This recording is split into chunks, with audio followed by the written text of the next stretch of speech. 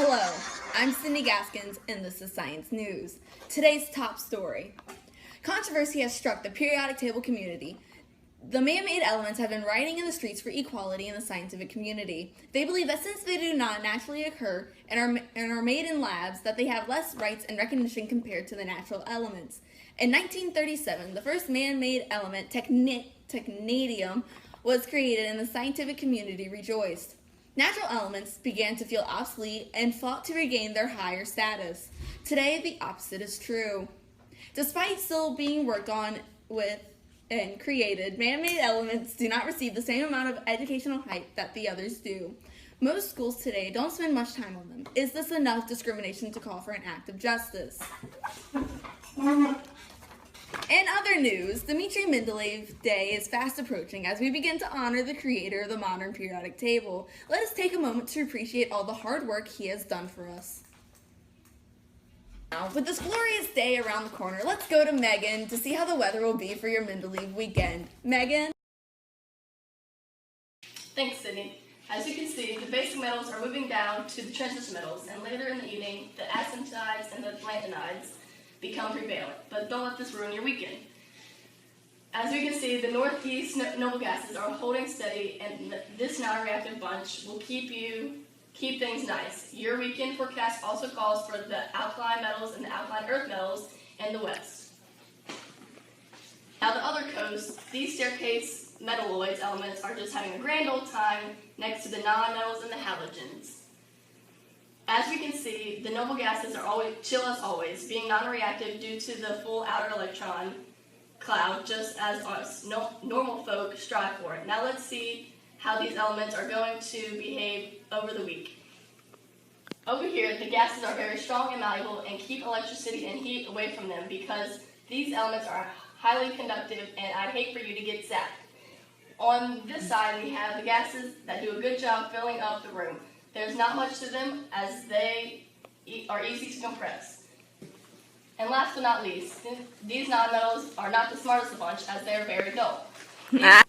These solids and gases make up most of the elements that have valence electrons, which is the number that is determined by their group, which is the vertical columns that they are placed in, and the elements react in similar ways. Now let's go to Monica to find out more about these valence electrons. Yes, Megan. I'm out in the streets asking the community how they feel about the new valence electron craze. These unstable little electrons have been causing quite the stir in the element community. These hyperreactive families are causing people to fear certain groups.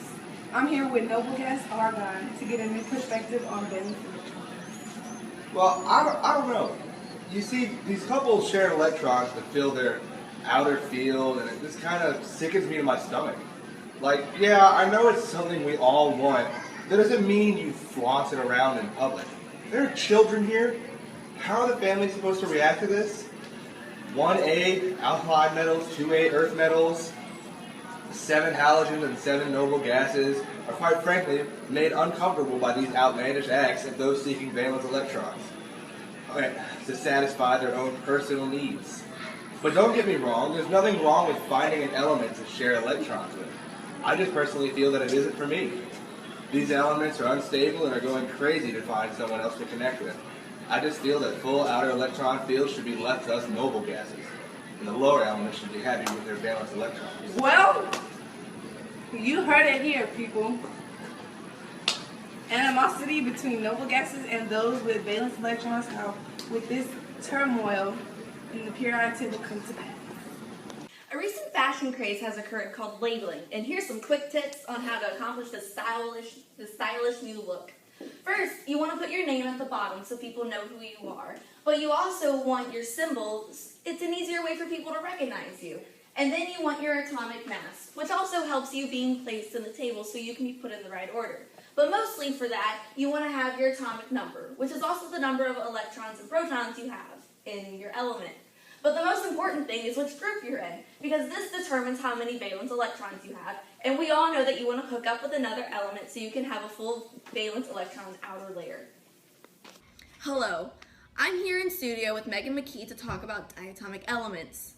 What are diatomic elements? If the diatomic molecule consists of atoms from two different elements, then it is a heteronuclear diatomic molecule, but there are also homonuclear elements. How many homonuclear elements are there? There are 7 that naturally occur as homonuclear diatomic element molecules in their gaseous state: hydrogen, nitrogen, oxygen, fluoride, chloride, bromine, and iodide.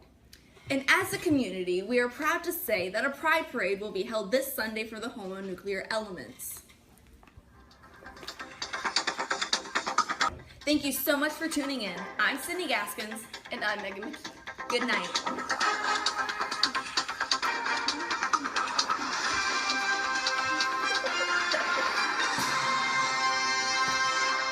Thanks, Sydney. As you can see, the basic metals are moving down to the transition metals, and later in the evening, the acantinides and the lanthanides become prevalent. But don't let this ruin your weekend.